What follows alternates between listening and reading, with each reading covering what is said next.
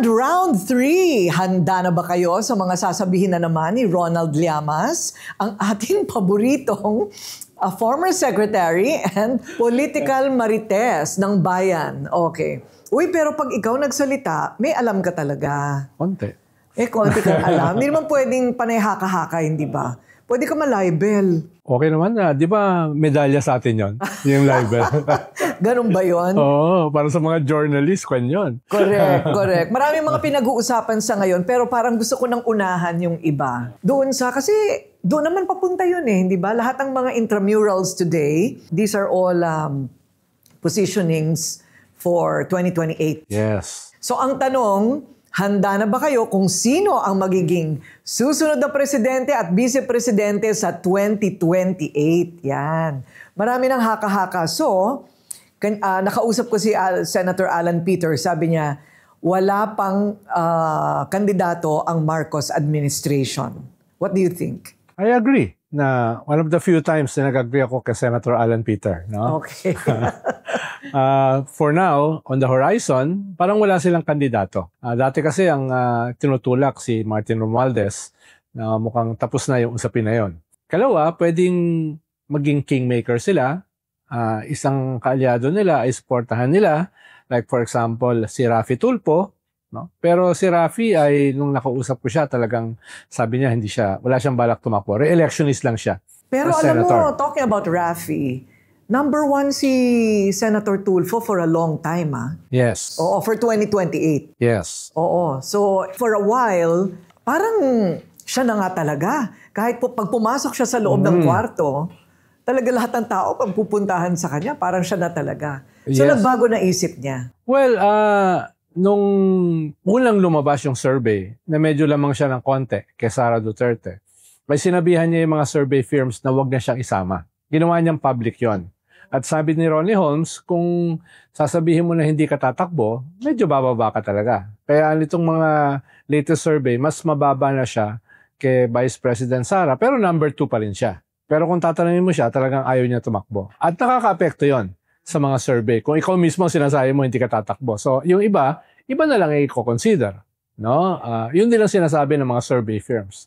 Kaya mahalaga, katulad ni Vice President Sara, inamin niya, natatakbo siya for 2028. Sino bang nangunguna ngayon? Si Vice President Sara Duterte pa rin? Well, definitely si Vice President Sara ang nangunguna at siya lang yata nagsabi na tatakbo siya sa 2028. All the others ay hindi pa nagsasabi.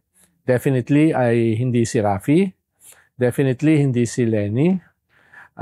Definitely hindi si Lenny? Ibig sabihin, hindi pa siya nagsasabi. Oo. Pero hindi pa rin siya nagpa-public na hindi ako tatakbo. Wala pang ganon, although ang mga public pronouncement niya ay dahil panalo lang niya as mayor ng Naga, doon muna siya. Pero lahat naman yan fluid Ibig sabihin, kung magkaroon ng pressure na siya ay patakbuhin, tingin ko open naman siya. Alright. Oo. Pinag-uusapan din si Senadora Risa Hontiveros. Nagsabi siya na open siya.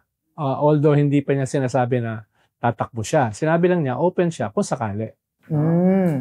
Tapos dahil nag-number 2 si Bam Aquino, siya ay kinoconsider din ng iba. Kumbaga within the pink camp, meron kang Lenny, meron kang Risa, at meron kang Bam Aquino.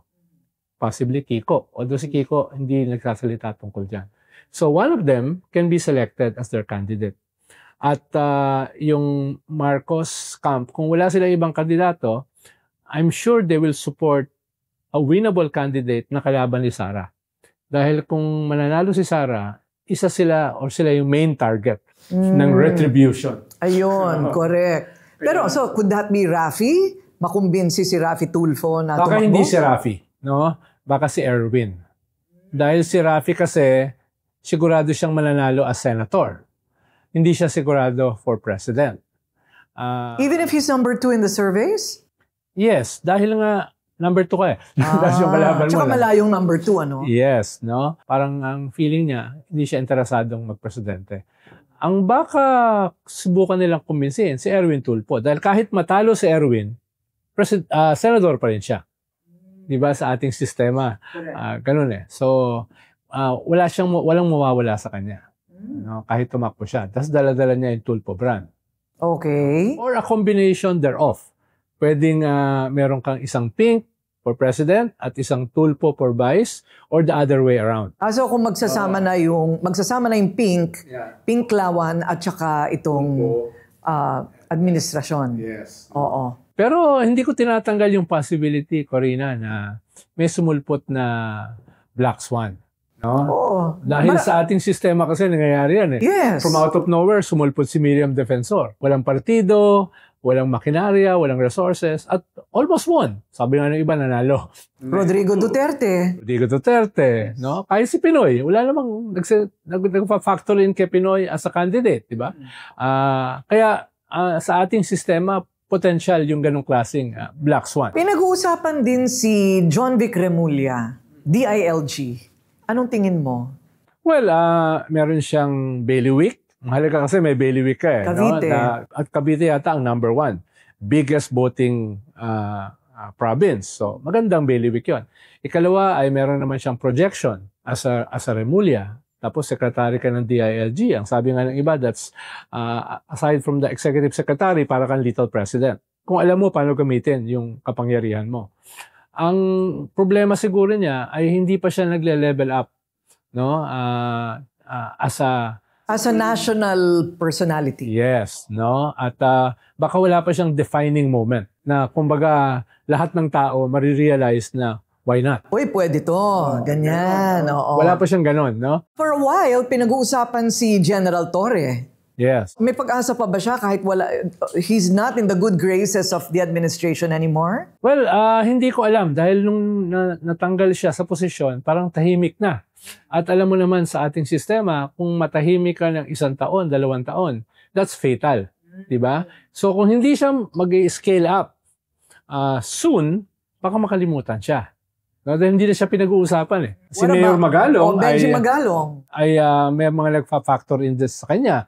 Dahil isa siya sa leader ng Mayors for Good Governance. Ang pwedeng maging track niya, 2. Yung dito sa Makati ni Jojo Binay style na parang ipakita niya dito sa Baguio or kay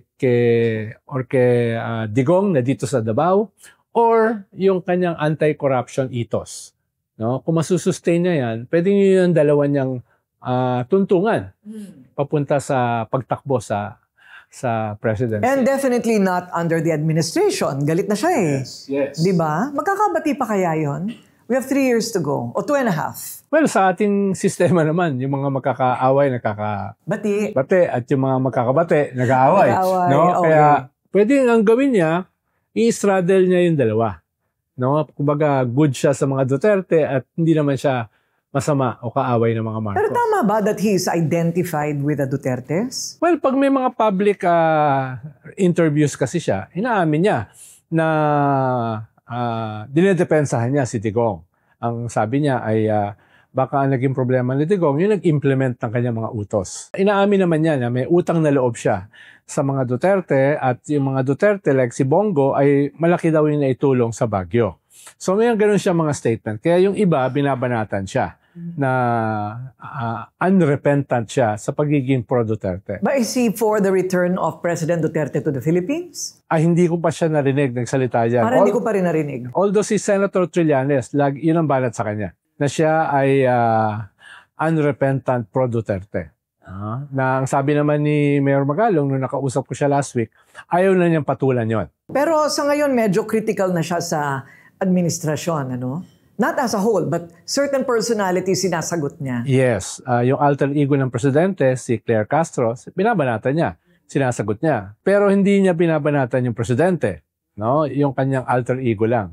Ayun. No? Pero ang medyo pahiwatig niya ay kung ito yung sinasabi ng spokesperson, hindi ba malayo na may bendisyon yon ng boss ng presidente? No? Ganun pala. Pero wala siyang direct attack. So, what about Vince Dizon? Si Vince Dizon, pinag-uusapan talaga dahil sa, mabango sa press, parating nasa telebisyon. Parang ang dali ng trabaho niya. Mahirap, matrabaho, pero ang daming ghost project, ha? Biro mo, bawat ghost project na madiskubre mo, nasa TV ka. Para kang bayani. Hindi ba? Yes. If he takes advantage of that, so pwede. Yes. Meron nga akong 2 senador na nakausap na sabi nila, why not? No?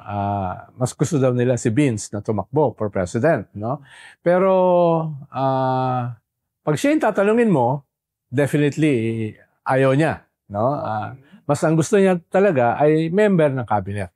No? Kung merong presidente na kukuha sa kanya, mas gusto niya yon. No? Mas yung ganong klaseng function. Pero, nagbabago naman ang mga posisyon ng mga tao eh. Di ba? At, kung may clamor.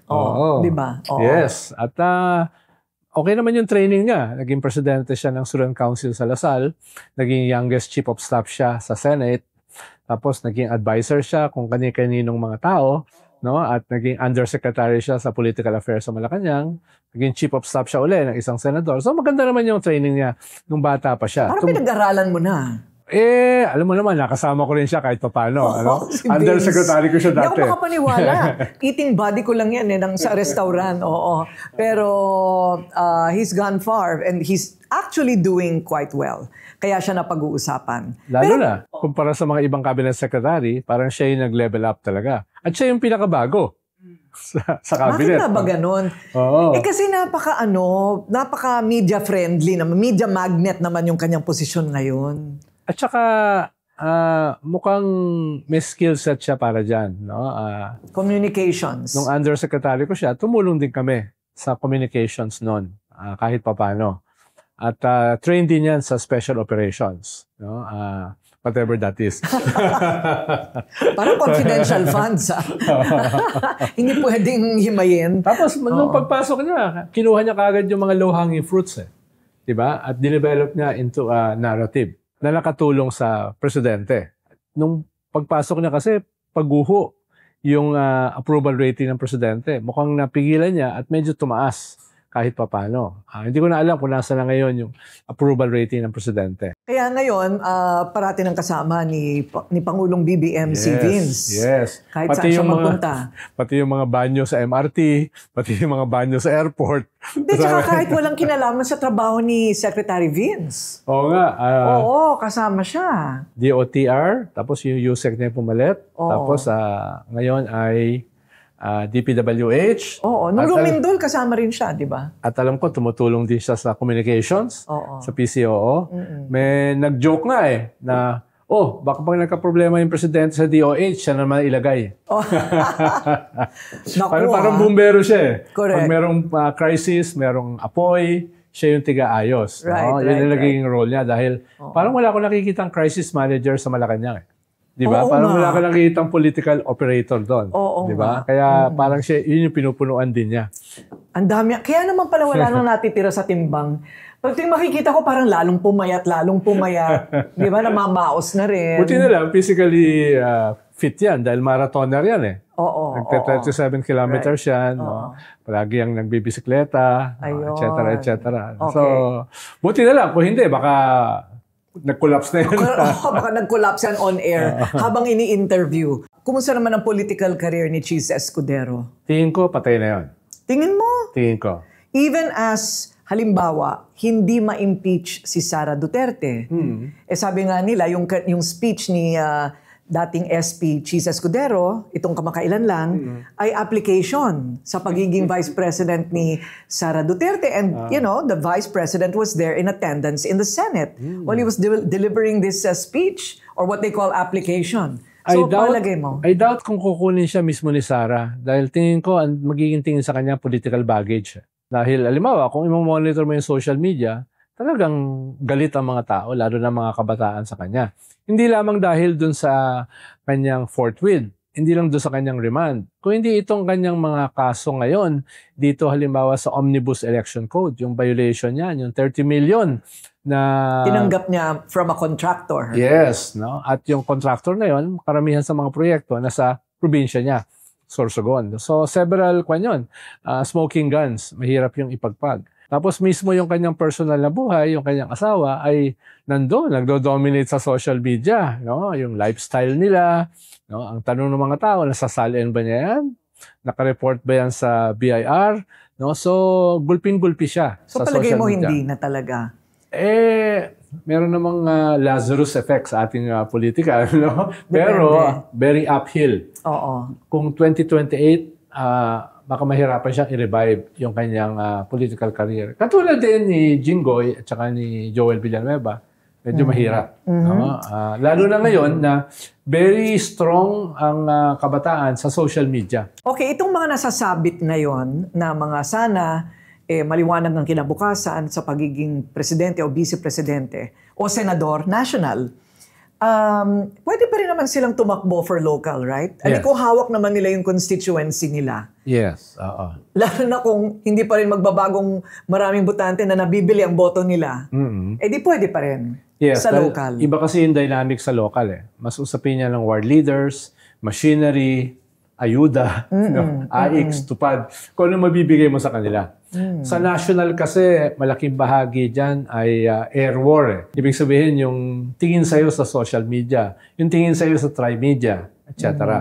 Iba yung ethos ng national election for the Senate. No? Halimbawa, baka tamaan si Alan Peter kung tatakbo siya for senator national dahil nga ay yung kanyang conduct as senator hindi lamang sa side ng mga Duterte, kundi as minority leader sa Senate. No?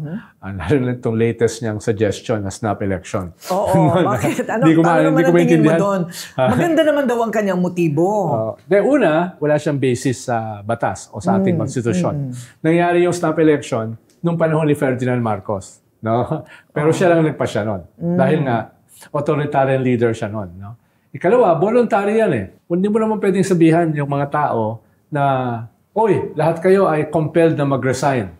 No? Paano kung ang nag-resign 10? Tapos yung the rest hindi nag-resign. No? Definitely, walang snap election. No? Ikatlo, medyo ikinanto siya ng kanyang kapatid. Si Lino Cayetano. Ang sabi, okay yan, pero baka pwedeng mauna siya. Mag-resign. No? May sagot siya dyan. Sabi niya, mauna ako, pero sumunod kayong lahat. Dahil nga resignation is voluntary, hindi mo pwedeng i-impose yun. Right. Diba? So, medyo pinagtatawanan yung proposal niya ng mga legal luminaries, mga kapwa niya senador, no? Katulad ni Senator Soto, ni Ping Lacson, former Senate President Drilon, no? Binatikos yung kanyang proposal. No? Dahil mas palapit yung proposal na yan sa isang revolutionary government. Eh. No? Yung ganun. Correct. Sino ang mga posibleng bise para sa administrasyon? Pwede si Vince, kung hindi niya masyadong type na maging top honcho. Yes. Right? Pwede siyang kasama doon sa mga Black Swan. Yung mga hindi iniisip na contender. Pero merong traction. Pwede siyang ganyan. Tingin ko magiging labanan sa 2028 ay one-on-one. Sara versus yung all the rest. No? Kung papayag sila. Yun yung, pero to get there, maraming pag-uusap yan. Maraming groundwork, etc. Pero kung marami kasing kandidato, panalo si Sara. Pwede rin siyang gumuho kung halimbawa ay, dahil halos patay na yung impeachment, kung halimbawa ay may gagawin yung ombudsman. Kaya dun kabadong-kabado sila sa ombudsman.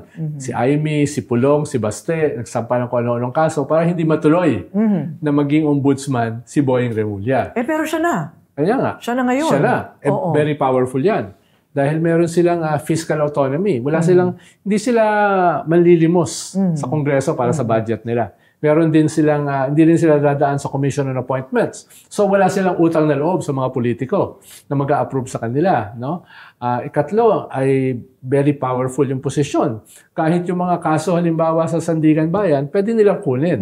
No? At hawakan ng ombudsman. So how can Boying Remulla now as ombudsman influence the outcome of the impeachment attempt? Well, dahil isa sa mga gusto nilang lumabas sa impeachment process sa Senado as a trial court ay yung pagbukas ng bank account si Sara. Na ang sinasabi ni Senator Trillanes ay meron siyang hawak na mga resibo, although it cannot be used in court dahil hindi siya legal na nilabas ng mga bangko, ay meron siyang mga katibayan na yung bank account ni Sara ay punong-puno daw ng mga resources, ng mga milyones galing sa questionable entities like Pogo Lords, even drug lords. No? Yung sinasabi ni Trillanes. Kaya nga daw natanggal si Carandang, yung deputy ombudsman nung panahon ni Digong. No? So ngayon, as ombudsman, pwede mo pabuksan yan in relation sa SALN. Gusto mong investigahan yung SALN, kung yung properties ng isang politiko ay tumutugma nga dyan, pwede mong sabihan ng AMLA na buksan yung mga bank accounts. At kahit nailabas na yung pera sa mga bangko, meron niyang paper trail.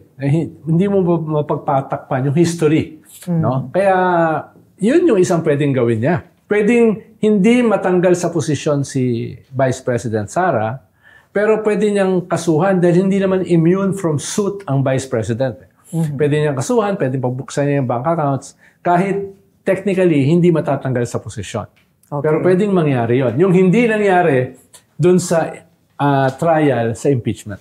What is the possibility that she will be banned from seeking public office in perpetuity? When you are impeached, ganun ba ang mangyayari? Hindi ka na pwedeng tumakbo? Yes. Oo. Pero mukhang malabo na impeachment. At kung i-reject ng Supreme Court yung motion for reconsideration ng House na medyo may nilabas nila yung factual basis na mali yung inyong desisyon, ay kung hindi pa rin papansinin ng Supreme Court at i-dismiss, then medyo mahirap na yung mga susunod na impeachment. Okay. Dahil nagpasok yung Supreme Court ng new rules, no, sa impeachment na hindi dapat nila kayang gawin dahil konstitusyon yun. Pero ginawa pa rin nila at dahil sila yung highest court, wala tayong magagawa. No? Silang highest court at karamihan sa kanila ay appointees ni dating Pangulong Duterte. Yes, at least 12. Okay. Hindi ba tayo makukulong for saying that? Ha? Hindi ba tayo makukulong for saying hindi that? Hindi naman. Pwede siguro tayo ma-disbar kung abogado tayo. Pero hindi naman tayo abogado. Well, it's a fact. It's a fact, di ba? Yes. Nakaramihan sa kanila Duterte appointees. Alam ko may tatlo na kinasuhan nila Topacio ng indirect contempt for saying that. Oh. Si Congressman Sandanya, si Secretary Gadon, at si Richard Heydarian. Nako. Hanggang ngayon, buhay yung kaso na yun. Oh, okay. So, anyway, it's a fact. So, in the same way that the appointment of an ombudsman will always be political. Of course. Hindi ba? Of Ganun course. naman yun. Yung pinalitan din naman ni Boying Remulla was also... Yes. Parang napakinabangan ng husto. Medyo grabe nga yung ginawa ng pinalitan niya eh. Pero mo, pinagbawal ang pag-release ng SALN unless yung sinasaln ay papayag. Ayun na nga. Ngayon ako nakarinig ng gano'n eh. Ayun na nga. Okay. Possible vice presidentiables for the opposition. Well, for Sara Duterte. Well, depende yan sa mga surveys eh. Dahil usually, kukuha ka ng vice president na value added. Usually, huwag kang kumuha ng vice president, nakapartido mo na. Dahil parehas na kayo ng voting base eh. Kukuha ka yung makakadagdag sa'yo. Ikalawa, usually kinukuha mo yung aatake. Yung attack dog. Dahil usually, ang presidente, maliban kay Digong, no, dapat ikaw yung statesman eh. Ikaw yung above it all eh. At yung vice president mo, hindi ka tira. No? Kaya yun yung ikalawang possibility na criteria nung vice president. No? Kaya halimbawa, yung iba sinasabi, a tool po as a vice president ay magaling. Dahil nga, yung trabaho nila bumanat. No? Ayun. Yun ang trabaho nila. Tapos yung voting base nila mas spread out. Kumaga, hindi sila talaga political party. No? Kaya baka pwedeng maganda siya na vice president.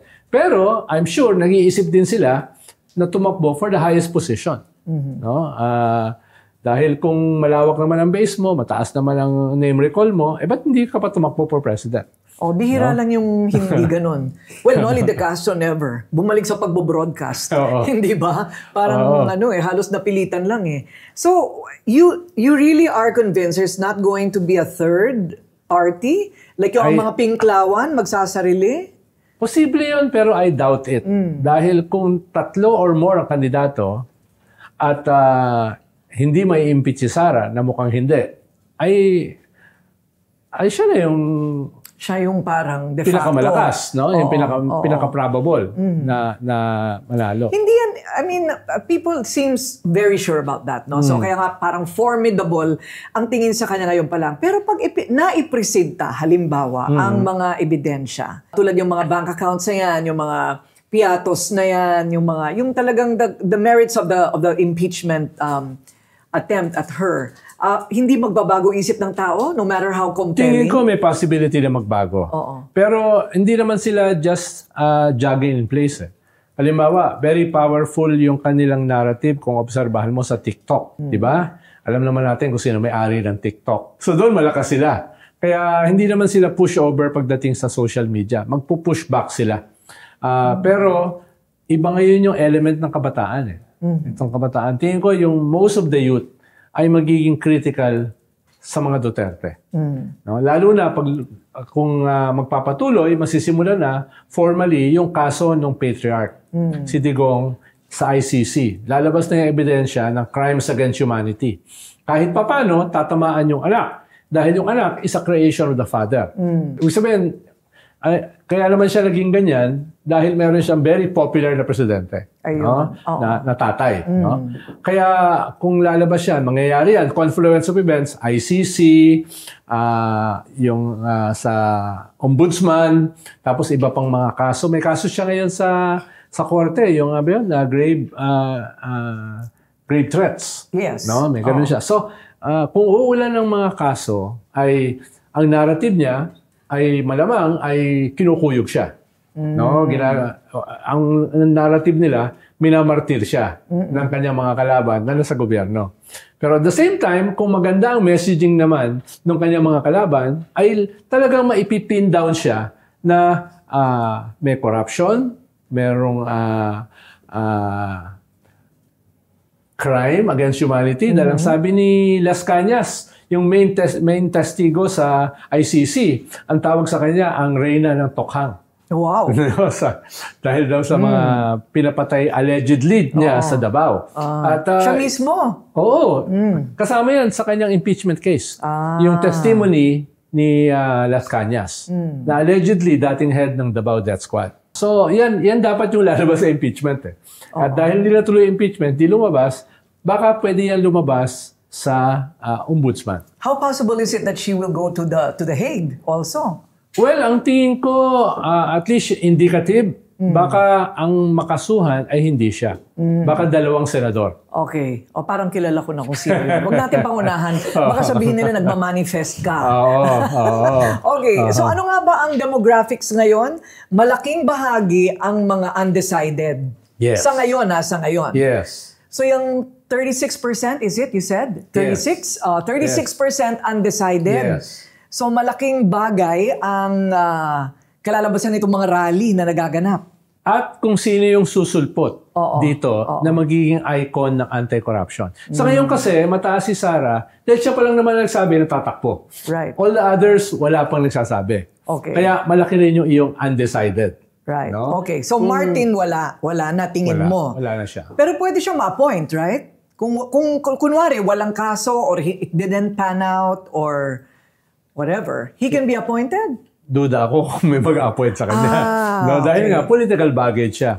But he can still run in his province. Local, of Congress. course. Yun, pwede. Pero yung pag-appoint sa kanya, ay baka mag-hesitate yung presidente. Hindi ba natin napag-usapan si Ping Lacson and Tito Soto who was a tandem in the last elections? Yes, like Vince Dizon, pwedeng dark horse yan. No? Ang kaibahan lang, si Ping kasi tumakbo na twice for president. Di ba? Kaya... Tapos nagbitiw pa ngayon. Yes, as Blue Ribbon. Perhaps three's the charm. Pero sa Pilipinas kasi, usually pag natalo ka na, ang hirap ng tumakbo ulit. Totoo. Wala akong alam na tumakbo for president na nakabalik. What about Tito Soto, you think? Tingin ko si Tito Soto, pa-retire na yan after nung term niya. As 80s na rin siya. After nitong term niya sa Senate. No? Early 80s na siya. Hindi halata Oo nga. Kahit naman si Ping. 80s na rin yan pagkatapos ng term niya.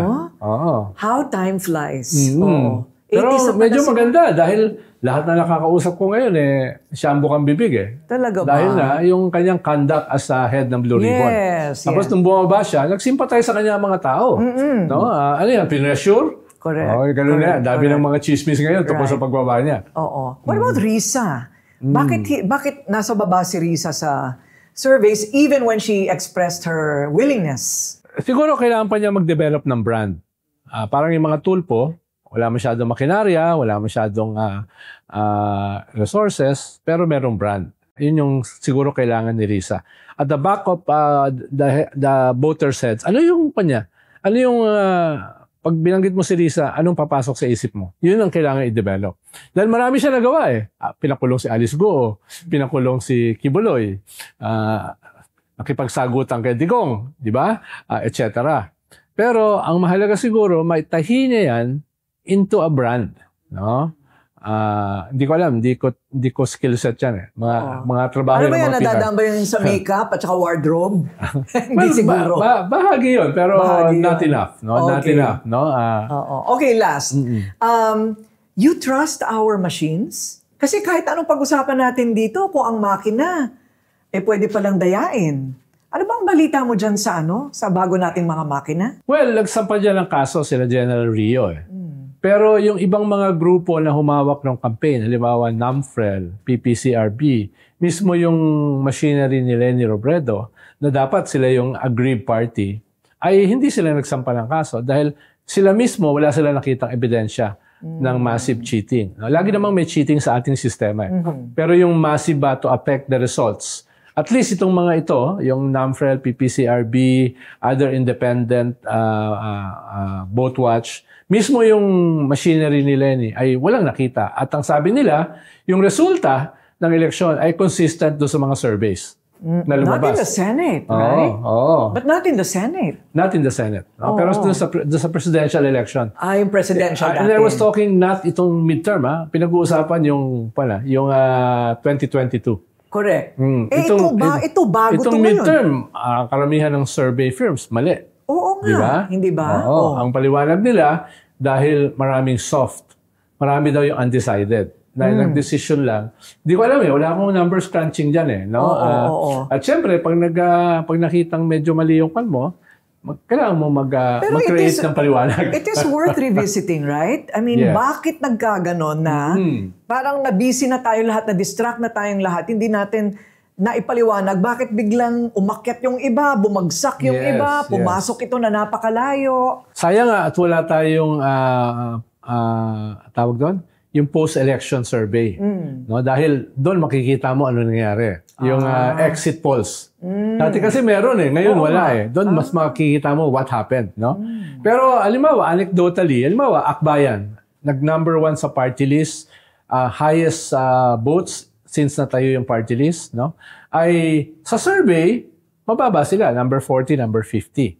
Pero sa mga schools, number 1 sila. No? Sa mga mock elections, halos lahat. Yung mock elections na yun sa schools, yun yung naging totoo. Ibig sabihin, nag-deliver yung kabataan, at least for them.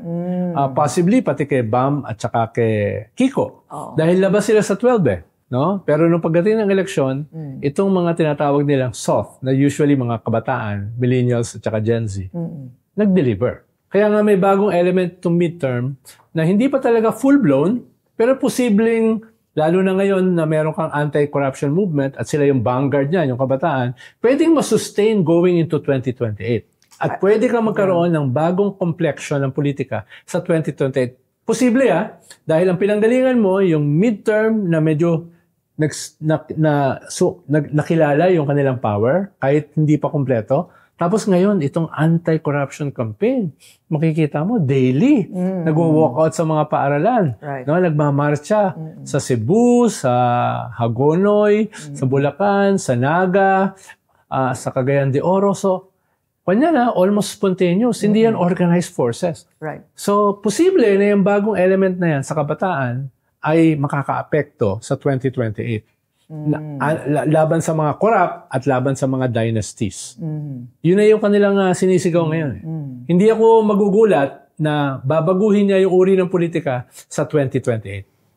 Hindi lang anghel ka sana. Ako naman, pinagsususpetsahan ko pa rin yung makina. Gusto ko pa rin yung uriratin. Thank you very much, Ronald Llamas. Salamat. No, Always anytime. a pleasure. Anytime. Maraming salamat.